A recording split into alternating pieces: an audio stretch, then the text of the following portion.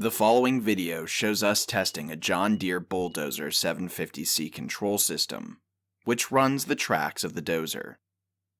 We received this Sauer Danfoss dual path controller for repair as it came in with a problem with the right track. We were able to perform a full rebuild, and then, with the customer's help, we used the monitor control box to boot up the system as shown in the video.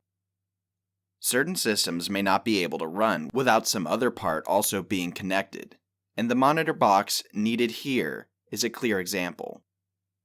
Without this second piece, we would have required a lot more engineering to build a test simulation, and would have kept this dozer out of commission for longer. ERD performs many of these types of engineering repairs on a wide variety of products.